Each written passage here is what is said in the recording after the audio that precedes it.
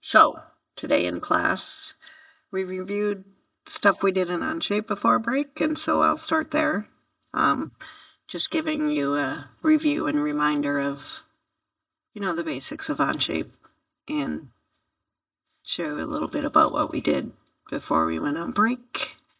Then I'm gonna focus on the line and the arc tools. I didn't get to polygon, because I decided it was a good time to use the transfer tool. So when all is said and done, you will have a document that looks similar to this. We're going to do each of these things. Please pay attention to the details, so don't just skip through and watch. You got to hear what I'm saying, specifically when I'm talking about dragging versus clicking. So we will jump over to Onshape. We'll create a new document. You can call it Onshape and maybe just put the date, or you could call it Onshape 2. I'll call it Onshape 2 recording. Whoop. And then just create it. And you may remember, in order to make 3D objects, we have to have sketches. So I'm going to go ahead and click Create Sketch.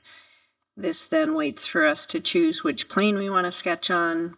It's really up to you. I have the habit of using top, so I'm going to go ahead and click Top.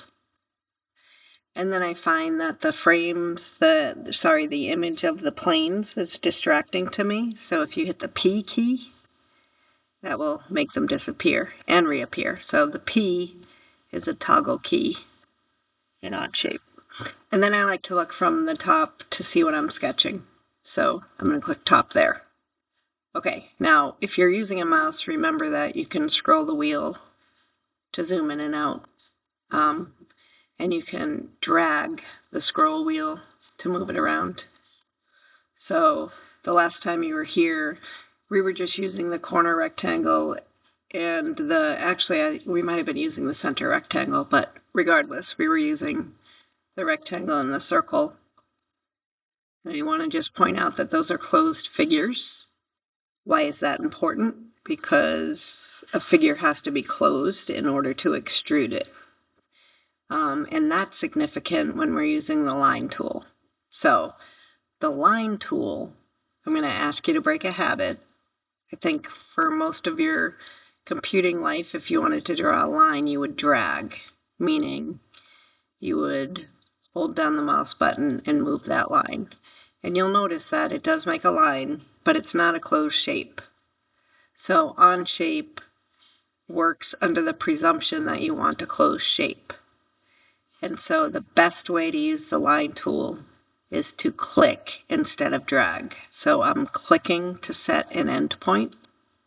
I let go of the mouse button, and now the line tool is showing me that I'm flexible in terms of where I click next.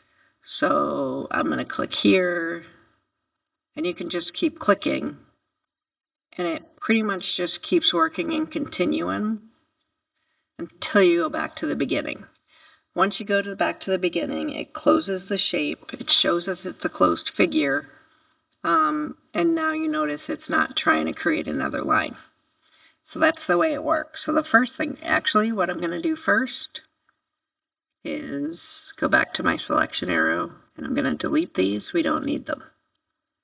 But the first practice I want you to do with the line tool is to draw a letter. And remember, don't drag, so don't hold the mouse button down at any point here. So if I'm going to make an A, I'm going to click to start the bottom part of the A, then I'm going to move up. I'm going to make it like a frame like that, and then I'm going to just guesstimate in terms of how symmetric it is. It's not perfect, but that's fine. I actually messed that up, so I'm going to undo. I want to continue from here because I want to make this the bottom of that inside. And then I'll put a triangle in here. And that's a pretty nice closed letter. And I think, as you know, we can extrude that. And I'll do that in a second. But the second thing I want you to draw with the line tool is a set of stairs.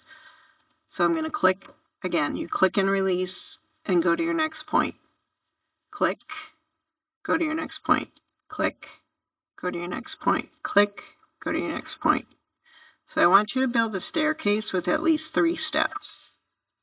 So I can come over here now and close it. It's a little crooked, but that's not what's important right now. What's important right now is that we've created 2 closed shapes using the line tool.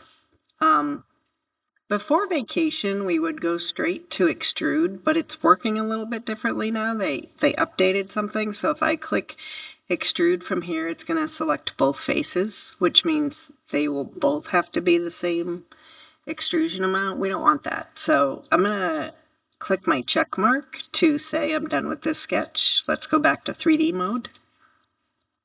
And then I'm going to right drag so I can see it from a 3D perspective. Remember, you can also right drag this, or you can even click an arrow. And that arrow will bring it into a certain 3D perspective. So now, if I click extrude, I'm going to click the inside of the shape. It's important not to click the edge.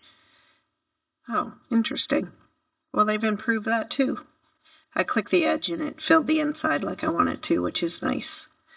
So what I was going to say is when you go to extrude, make sure you click the inside. And again, that pops up. It always pops up to 1 inch. You can make it smaller if you want. So you can decide what height you like that at and click OK. And again, this is a little alarming at first, or if you forget, but the first time you use extrude and you get your 3D part, the sketch hides itself automatically. So you just need to put your mouse over sketch 1, click the eyeball, and then it shows our staircase. So let's go ahead and click extrude, click the staircase, and this one, we definitely want to be wider. So I'm going to manipulate my view a little bit, and I'm going to pull it out so it's a decent sized staircase. And I'm going to click yes. So those were the first couple things we did today in class. Let me click this corner. No, wrong choice. Maybe this one. Maybe this one. Oh! Actually, I think I want this corner. Not finding the corner that's best for me. Anyway. That was the first step of class today. I'm going to stop this recording and continue in a new recording, but rewind as needed so that you can get those shapes on your screen.